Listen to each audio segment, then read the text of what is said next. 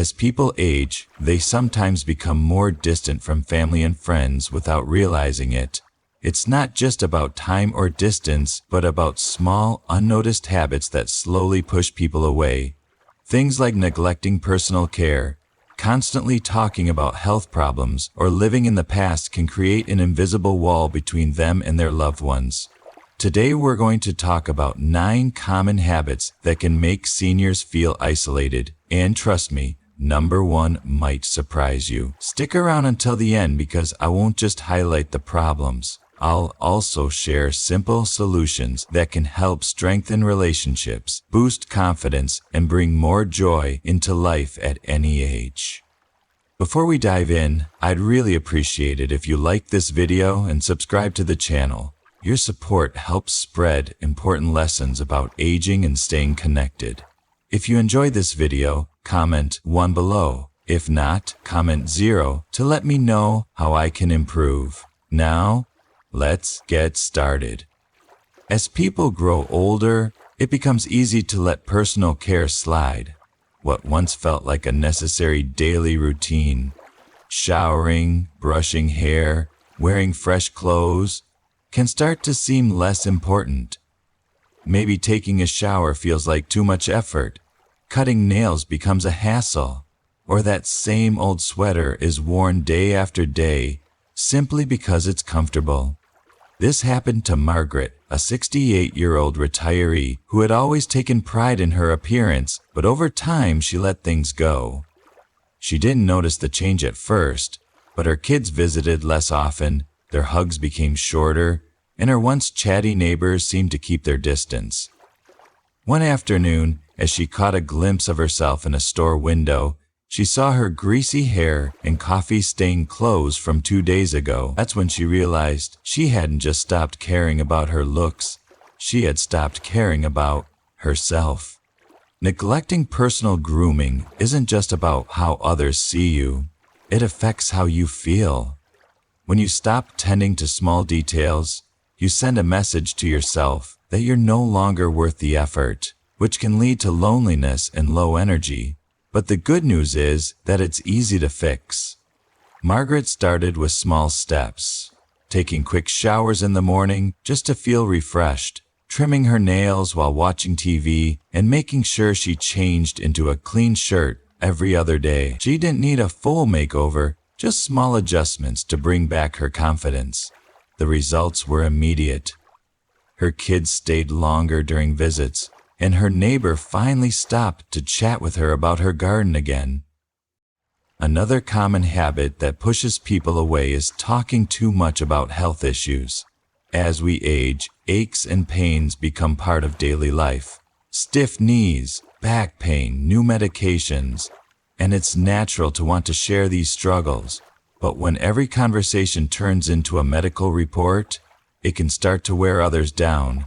Margaret used to do this without realizing it. She would mention how her knee had been hurting since Tuesday or how her cholesterol had gone up again. At first, her son listened patiently and her friends nodded along, but over time she noticed their reactions changing. Her son started glancing at his phone, and her coffee group responded with shorter and shorter answers until one friend gently changed the subject to a new movie. She didn't mean to dominate conversations with health updates, she just thought it was relatable. But she didn't realize that constantly talking about ailments made conversations feel one-sided. Relationships need balance, and while it's okay to talk about health, it shouldn't be the only topic. Margaret learned to adjust. Instead of going into long descriptions of her aches and pains, she made a quick comment like how the cold weather made her joints complain, and then moved on to a more engaging topic. Small changes like these can help people stay connected and make everyday conversations more enjoyable. "How's that project you were working on?" she'd ask her son, or she'd tell her friends about the ridiculous plot twist in the mystery novel she'd just finished. Sometimes she'd toss in a laugh, like the time she tripped over her cat and blamed her creaky old bones instead of the fur ball. The shift wasn't about hiding her struggles, it was about keeping the bigger picture in focus. She rediscovered that she was more than her ailments, A storyteller, a listener, a friend, and her connections grew warmer for it. Next time you're tempted to lead with the latest doctor's visit, try tossing in a curveball instead. My hip's grumpy, but did I tell you about the hawk I saw in the yard yesterday? Keeps the world wide open. If you're still watching this video and finding these insights valuable, please comment number 1 below to let me know you're here. And if you haven't subscribed yet, I recommend you subscribe and turn on the bell so you don't miss any videos. Your support helps us continue creating good content to inform and inspire you. Now, let's move forward. 3. Hoarding memories and junk, sentimental items, like old photographs, yellowed at the edges, handwritten letters with faded ink, or a child's first pair of shoes, anchor us to the past, preserving moments we fear losing. But when nostalgia tips into excess, it can spiral into clutter that overwhelms both space and relationships. Take Margaret, for instance. Her garage had become a labyrinth of towering cardboard boxes, crammed with dusty, mildew-scented books from decades past, outdated clothes she swore she'd wear again, and random trinkets she couldn't even name. What started as a collection of cherished keepsakes morphed into a chaotic hoard that spilled into every corner of her home. Her daughter Lisa used to love visiting, reminiscing over old family albums together. But over time, the mess grew suffocating. Every step through the garage felt like navigating an obstacle course, and the air hung heavy with dust and guilt. Lisa's visits dwindled to rare, reluctant drop-ins that cluttered a silent wedge between them. Hoarding doesn't just clog physical space, it breeds emotional chaos too. It signals an inability to let go, a fear that discarding an object means discarding the memory tied to it. Loved ones, like Lisa, feel pushed away, not by the person, but by the walls of stuff that make connection harder. The good news? You don't have to tackle it all at once. Start small. Pick one drawer, one shelf, or even a single box. Hold each item and ask, does this still spark joy? Does it serve me today? Keep the treasures, a photo of a long-gone grandparent, a letter that still makes you smile, and let go of the rest. Donate the usable, toss the broken, and free yourself from the weight. Letting go isn't erasing the past, it's making room for the present, turning your home into a place where memories can breathe and loved ones feel welcome again. Margaret started with a single corner of her garage, and soon Lisa was back, coffee in hand, laughing over those old photos once more. 4. Getting blunt without realizing it. As we age, the social filters we once polished over years of careful interaction can start to wear thin. Words slip out unvarnished, often with a bluntness that surprises even the speaker. Margaret, for example, always prided herself on her straightforwardness. So when her teenage grandson Jake showed up sporting a choppy experimental haircut, she chuckled and said, "Well, that looks like a lawnmower accident." She meant it as a playful jab, a teasing nod to their usual banter. But Jake's face fell, his confidence punctured, and Margaret didn't notice the sting until weeks later when his calls stopped coming. What she saw as harmless honesty, he heard as a harsh critique, a judgment from someone whose opinion mattered deeply. It's a subtle shift that creeps up with time. The line between candor and rudeness blurs. Honesty is a gift, but when it's delivered without a cushion, it can feel like a slap, especially to those who aren't used to decoding intent behind unsoftened words. Margaret didn't mean to push Jake away, but she hadn't paused to consider how her comment landed. The fix isn't silencing yourself, it's adding a moment of reflection. Before speaking, take a beat and think, would I have said this at 40, when I was more attuned to diplomacy? Does it need a softer edge? Instead of lawnmower accident, she could have tried, "Wow, you're rocking a bold style. Ever thought about a shorter cut to show off your face more?" It's still true to her thoughts, but it lands with kindness, not a sting. That small tweak keeps the conversation open, the connection strong. After all, the goal isn't to hide your personality, it's to share it in a way that builds bridges, not walls. When Margaret finally called Jake to apologize and compliment his creativity, he laughed it off, and their weekly chats picked up right where they left off.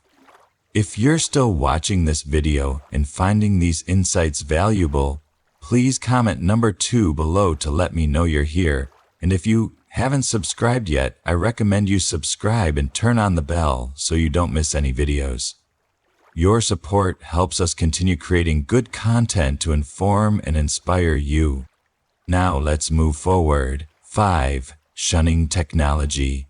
The digital age arrived like a tidal wave. Smartphones pinging with notifications, video calls lighting up screens with familiar faces, social media stitching people together across miles. And for Margaret, it was all too much to absorb. She held fast to her old rotary landline, its coiled corded tether to a quieter era she understood. The phone's scratchy ring was enough for her. She didn't need apps or touchscreens complicating things. But that choice, innocent as it seemed, came with a cost she hadn't anticipated. Her grandkids, with their sticky fingers and boundless energy, would crowd around their mom's phone for FaceTime calls, giggling as they showed off a lost tooth or a lopsided drawing, moments Margaret never saw. The family group chat buzzed with life. A blurry snapshot of her daughter's new haircut, a video of her nephew's wobbly first steps, a string of silly emojis from her sister. Margaret's landline stayed silent through it all, leaving her on the outside of a world her loved ones now inhabited. It wasn't just about missing updates. Shunning technology built a chasm between her and the generations that followed. Her son, once eager to share a funny YouTube clip or a photo of his hiking trip, eventually stopped trying. He'd say, "Mom doesn't do tech," with a shrug. Her teenage granddaughter assumed Grandma wouldn't care about her dance recital livestream, so she didn't bother sending the link. The distance grew, not from lack of love, but from a quiet drift fueled by disconnection. Margaret didn't need to become a digital native. No one expected her to start tweeting hot takes or editing Instagram stories, but dipping a toe into that world could have changed everything. Imagine her fumbling through her first text message, "Hi, sweetie," smiley face, and grinning at the little yellow face she'd accidentally mastered. Picture her on a shaky video call, squinting at the screen as her grandson waves a toy truck, or scrolling Facebook with a cup of tea, chuckling at her niece's puppy chewing a slipper. These aren't feats of technological mastery. They're lifelines, small human ways to stay woven into the fabric of her family. Technology isn't perfect. Its glitches and noise can grate, but for Margaret, it could be a bridge across the years, keeping her close to those she holds dear. 6. Sticking to the same old routine. There's a soothing rhythm to routine, a steady pulse that keeps life manageable when everything else feels unpredictable. For Margaret, that rhythm was sacred. A bowl of oatmeal with a dusting of cinnamon and a pat of butter every morning. A 3-block walk past the same tidy lawns and barking terrier each afternoon, and a gentle refusal whenever her son suggested trying the new Italian restaurant with its promise of garlic bread and tiramisu. It wasn't that she disliked the idea. She just liked her days the way they were, neatly ordered, like a favorite book she'd memorized. Those habits were her anchor, a cozy cocoon spun from years of repetition. But comfort can harden into something less forgiving, and Margaret didn't notice how her rigidity started to wall her off from the people around her. Her son, with his hopeful invitations, eventually ran out of steam. After a dozen "maybe next time" replies, he stopped asking, assuming she'd rather stay home than explore.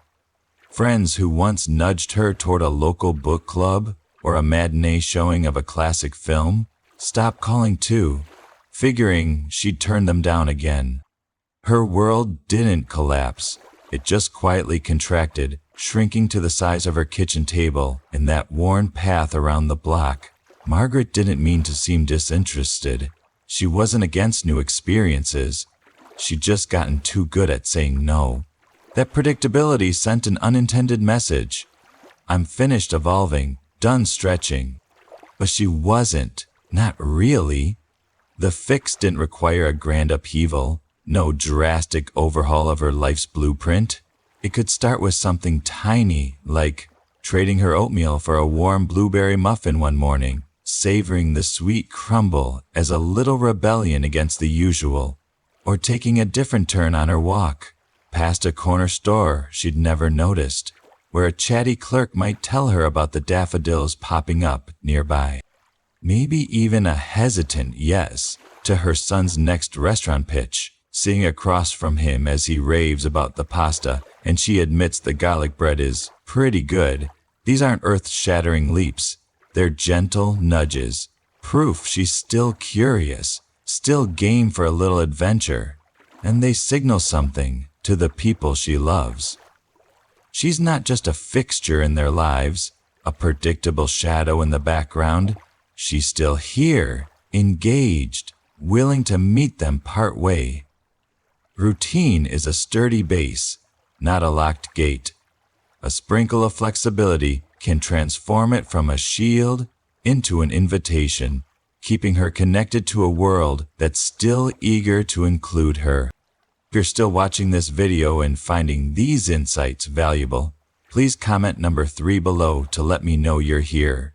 And if you haven't subscribed yet, I recommend you subscribe and turn on the bell so you don't miss any videos. Your support helps us continue creating good content to inform and inspire you. Now, let's move forward. 7. Slouching through life. Aging often brings a slow, creeping decline in posture and mobility.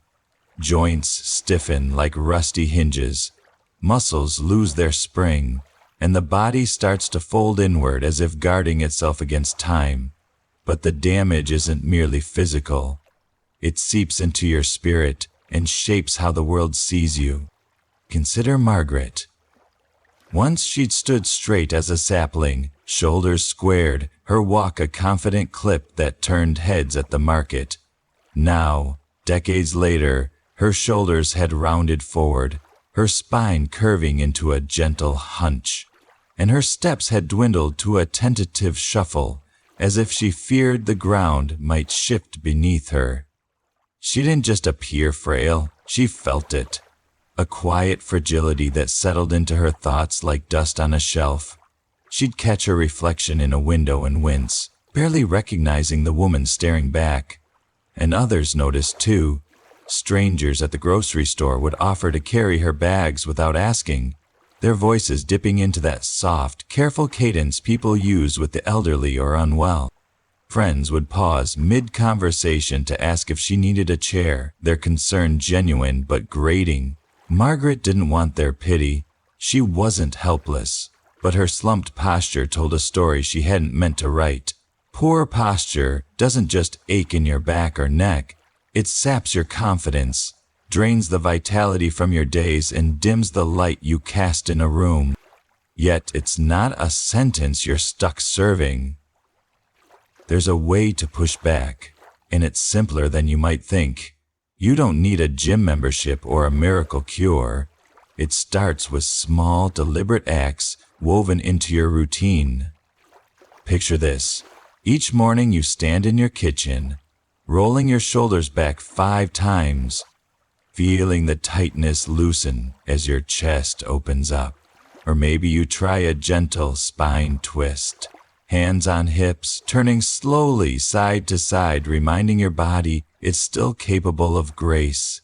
Clasping your hands behind your back and lifting them slightly can stretch out that hunched upper back, a tiny rebellion against gravity. Then step outside for a short walk. 5 minutes, 10 if you're feeling bold, around the block or down to the mailbox. Focusing on the rhythm of your breath, the swing of your arms, the the solid earth underfoot. It's not about erasing every ache or rewinding the clock. It's about reclaiming what's yours. Stand tall, even if it feels unnatural at first, even if your muscles protest. Margaret gave it a go after a friend nudged her to try. After 2 weeks, she noticed her reflection looked less defeated. Her daughter stopped hovering with that worried frown, and when she caught herself humming while walking, she realized she felt stronger, not just in her body, but in her sense of self. It's a quiet, stubborn act of defiance, proof that presence and strength don't fade unless you let them. 8. Living in the past, back in my day, rolls off the tongue like a favorite song, a soothing melody that calls up a world that once made sense. For Margaret, it was a reflex born of longing for the slower, softer days before smartphones chirped like impatient crickets, when neighbors gathered on front stoops at dusk, their laughter mingling with the hum of cicadas. She'd spin these tales for her daughter, her voice rich with detail, the scratch of a fountain pen on thick paper, the thrill of a letter arriving after weeks, the way her childhood streets smelled of fresh-cut grass and her mother's baking. She could still hear the crackle of her family's old radio, tinny but magical, filling the kitchen with big band tunes. But too often, her daughter's reaction was predictable. A polite nod, a half smile that didn't reach her eyes, and a distracted glance at the glowing screen in her hand. The stories didn't land. They floated above the moment, untethered, leaving a gap Margaret felt but couldn't name. She wasn't trying to preach or judge, she just wanted to share something precious. But her nostalgia had turned into a wall, shutting out the present and everyone in it. Nostalgia's a beautiful thing, a warm blanket of memory that comforts and grounds you. But lean on it too hard and it becomes a crutch, alienating those who can't step into your yesteryears. The past matters, but it's the bridge between then and now that keeps it alive and keeps you connected. So try this instead. When a memory surfaces, don't let it stand alone. Weave it into the moment. We didn't have video calls back then, Margaret might say, her eyes crinkling as she looks at her daughter's face on the screen.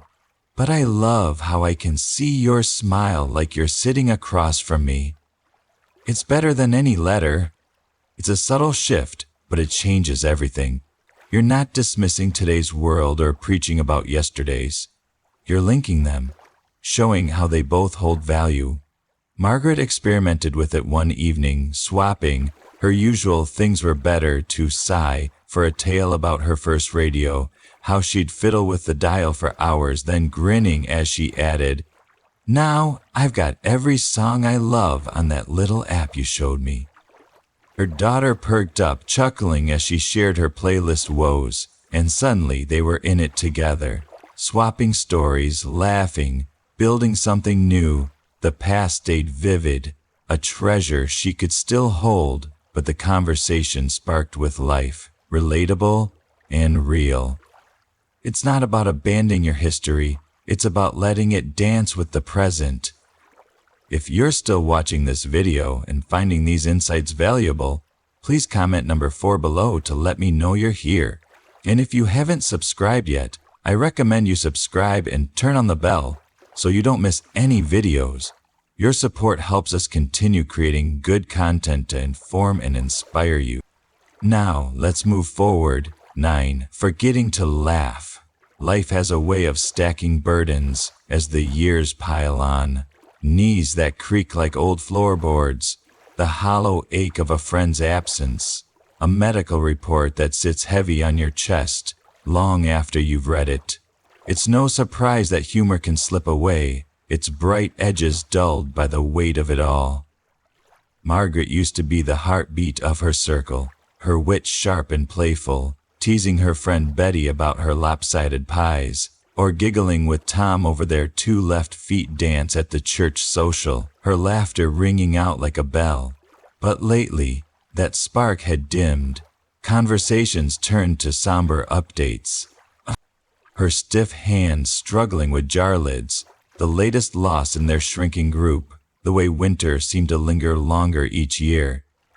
She didn't mean to sound dour, it just happened, the lightness leaching out of her voice. Her friends still called, but the chats grew shorter, the silences longer, invitations to coffee or cards tapered off. She hadn't noticed at first, but the shift was clear. Without her humor, she'd become harder to reach, her seriousness a veil that made others hesitate. Laughter isn't frivolous. It's a lifeline, a thread that keeps you young in spirit, lifts the heaviness, and binds you to the people who matter. Lose it, and you lose more than you realize. But humor doesn't vanish forever. It's there, waiting to be coaxed back, and you don't have to be a comedian to find it. Start small, intentional, curl up with an old comedy, maybe a grainy rerun of I Love Lucy that once left you in stitches, or flip through a photo album and let a ridiculous memory bubble up, like the time Margaret's cat leapt onto the counter and made off with a whole roast chicken, leaving feathers and chaos in its wake. Share it with a friend, or poke fun at yourself. How you still fumble with the TV remote's endless buttons, or how your last attempt at baking ended in a smoke alarm serenade. Margaret tried it one afternoon, weary of her gloom. I turned soup into glue again, she said to Betty over tea, her lips twitching into a grin. Think I'll stick to toast and call it gourmet. Betty's eyes widened, then crinkled as she burst into laughter, her tale of a burnt loaf tumbling out. Soon the table was alive with snorts and cackles, stories piling up like kindling, the air warm with something Margaret hadn't felt in months. Her friends leaned in, their faces bright, the distant sheet unintentionally built, dissolving with each shared chuckle. Humor doesn't wipe away life's scars, it's not meant to, but it lightens the load, makes it bearable, and reminds you and everyone else that you're still here, still you. Well, there you have it. The 9 ugly habits seniors might pick up as they age, and the simple tweaks to turn them around. From sprucing up your grooming to rediscovering your laugh, these small changes can keep you connected, confident, and living your best life. So, what have you learned so far? I'd love to hear from you. Drop a comment below with one thing you've picked up today that you'll start practicing in your own life. If you like this video, please leave your comment below, and don't forget to like, share, and subscribe to our YouTube channel for more tips to thrive at any age. See you in the next one.